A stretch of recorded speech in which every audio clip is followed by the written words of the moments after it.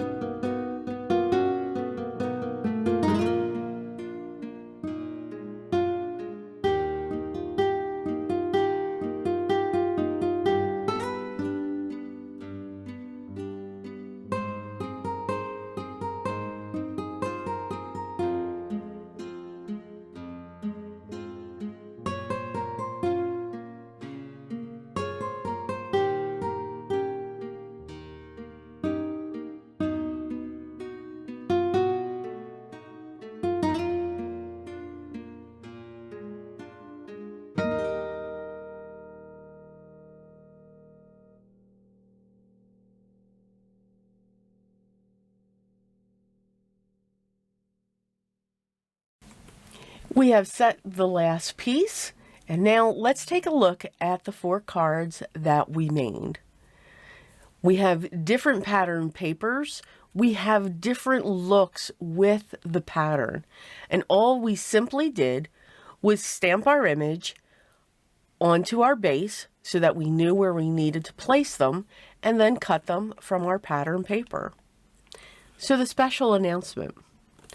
What's great is, and what Anthony is offering, I have a code for you for 10% off anytime that you shop at Anthony's Papercraft. Yes, anytime. It's not good just once, but anytime that you shop there. The code you're going to see on your screen, and it's capital D, capital A, capital P, capital C, 10. All one word. So whenever you go to a shop, use that code to receive your 10% off. The product that I used will be listed down below in the video description, and if you have any questions, please make sure you leave those down below as well, and I'll make sure I get back to you as soon as I can. I'd love for you to subscribe, so make sure you hit that button, hit the thumbs up, make sure you ring the bell so that you're notified when the next video is ready for you to watch. But most of all, enjoy the process, enjoy what you're creating, and know that it is art. But most of all, always be creative in everything you do every day. And until the next video, take care and be safe.